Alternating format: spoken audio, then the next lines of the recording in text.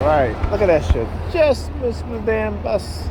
Anyway, as I was saying, um, so like I said, Pam was telling me about this book she's reading, Lolita. All right, and the idea that they would label this book to be an American, literally, an American literary classic. And the book is about a pedophile who was in love with a 12-year-old. Right? And I said to her, how the heck you gonna call this an American literally, damn, come on, an American literary classic? And let me just say this, as a black person, as a black man, right, what America has tried to do is to make black men the face of all these negative things, right? So Michael Jackson, the accusation, again, based off of lie, because as the child got old, I forgot his name, he said that Michael Jackson never did any such thing to him, right? The black community didn't apologize to Michael Jackson for taking the side of the white media and their propaganda to destroy him, to discredit him, right? To label him a pedophile, right? Then you had R. Kelly. Okay, on the video he was, engaging in the despicable act of having sex with a 14-year-old, right? And the black feminists following the white media and their propaganda, and the paid black feminists who are employed by the white racists push a narrative about black men. Okay? And let me just say this. In America, in every community, you're going to have men and women who engage in such act.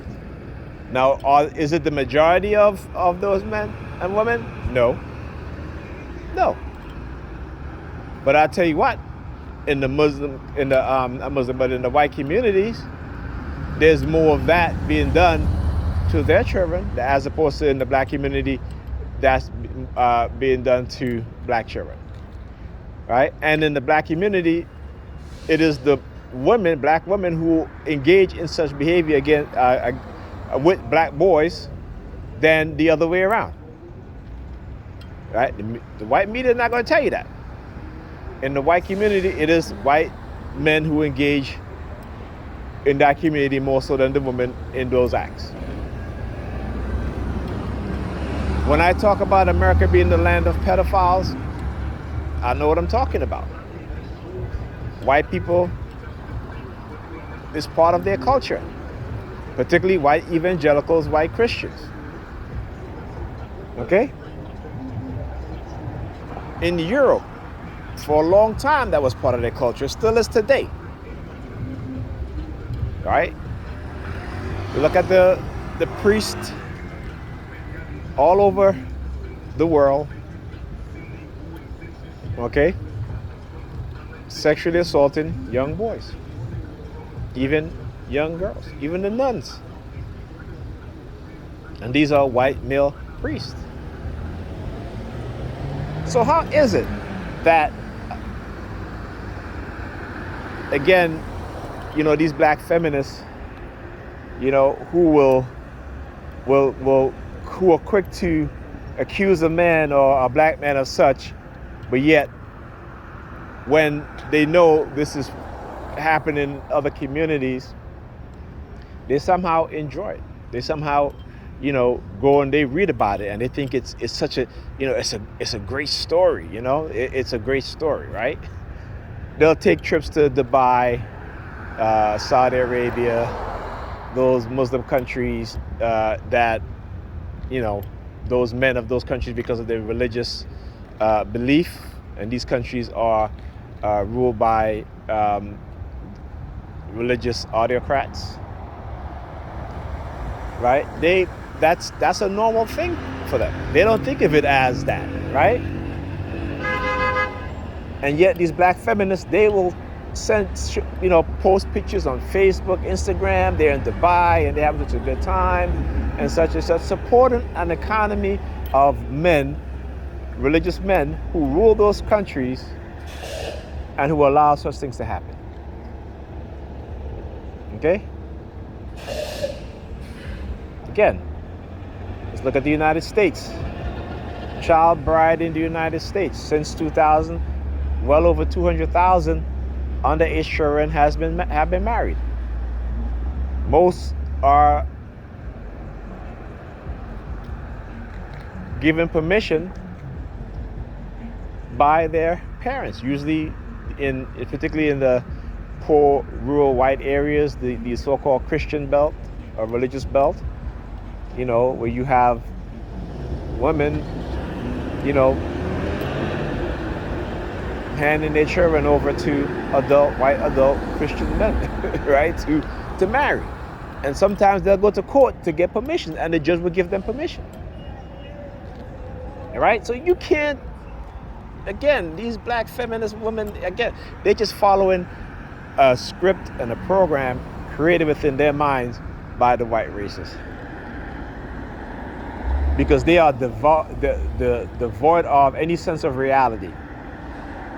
Right?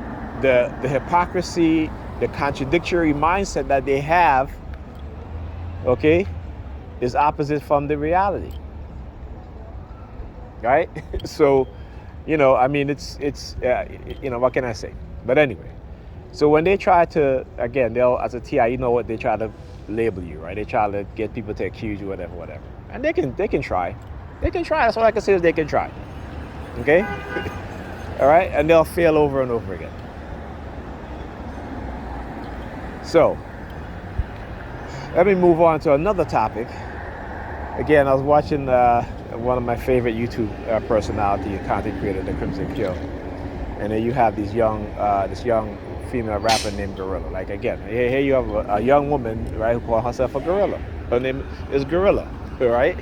And she's telling young black women to engage in highly toxic, dysfunctional behavior in their 20s, slashing tires and engaging in all these sort of things, not even tell them about the repercussion. See, what the white racists have done to black people in America is to create a separation, a wedge between younger generation and the older generation. All right? So, like I said, for the past couple of weeks, I have been trying to prepare my kids for the next grade. So my son going into 9th grade, started giving him 9th grade math to do, printing out these worksheets so he can do it. My daughter also, I'm having her review maths from the 2nd, 3rd grade before I start to introduce her to math, to 4th grade math, right? And they don't like that. They don't like that. Whenever I go online to print out those worksheets, man, they just, with the sirens, And again, but this is what they do. See, I can recognize these things. The majority of us can't. Because it's a program that is bypassing our conscious mind and embedding itself in our subconscious. Right? So that's why a lot of black people in America today, right, when it comes to teaching young people anything, they turn their back. They don't say anything. They don't say anything. They don't. Right? But you see, other groups of people correct their young people. They teach their young people. Right? They literally teach their young people. They understand that it's the young people that's going to carry on the other next generation. But within the black community in America, we don't do that. So every generation, our youth become more and more dysfunctional. More and more programmed with a backwards mindset, with a delusional mindset, with menticide. Okay? And we are afraid of each other because they've created environments, they've created programs they've created vast poverty and a delusional mindset that we are devoid of seeing our reality in America. We are. Like I said, we walk around here as if anything of things is okay. Do you understand that black men in America are dying of cancer more than any other group of men? Right? Black men and black women lead in death from illnesses, diseases more than any other group. Any other group. Right? And we think that everything is okay. We think that everything is okay. Everything is all hunky-dory, or everything is fine. Right? We won't unite to save our children, but we'll unite to attack one of our own that the racists on the police force or in the military, the CIA or have you will say whatever, right? Or try to create a false labeling, and we wholeheartedly jump on it without any thought, any sort of critical thinking. We know what goes on because we see it. Particularly now, for the past decade and a half, with the advent of cell phone and how advanced cell phone have become, right? We've seen it. We've seen also how the FBI infiltrate civil rights movement and destroy them from within. Like I said, you go one of my another favorite YouTube channel, Democracy Now. And we think, we know about COINTELPRO, but oh no, they're not looking in the black community to prevent young black men from becoming leaders. We're not doing that. They're not doing that. They're not, they're not looking to destroy the next Martin Luther King or the next Malcolm X. Oh no, they're not doing that. They're not doing that. White people, they're so good. They're good people, right? We're not even looking at the school system and what they've been doing to the school system. Particularly in San Francisco, where they are removing algebra from 8th grade. Who you think is going to be disadvantaged? Right? Here in New York City, some of the schools in which you predominantly black students that are doing well are being accused of cheating, just like they've done in other schools across the nation in which black children have been succeeding. White people come in and say, oh, then they're cheating, they need to investigate. They always create an investigation. And what do you think that investigation does? Because they plant evidence and they do shit to justify what they're doing. Right? So how come we haven't heard about, I think it was a school in Maryland that was doing pretty good. Okay? And they said, nah, that can't be. That can't be. It's perfectly normal for schools that's predominantly white children in it to be successful, to have a high graduation rate year after year. But somehow there got to be some sort of cheating going on when it's black children, right? Think about that. See, these are things that we don't think about because we've been programmed not to think about these things. See, when you create a condition where you have a group of people always in survival mode, you have no time to think. You have no time to come home and relax watching television. We like to watch television because, again, television is programmed. That's what they call television program. They're programming your mind.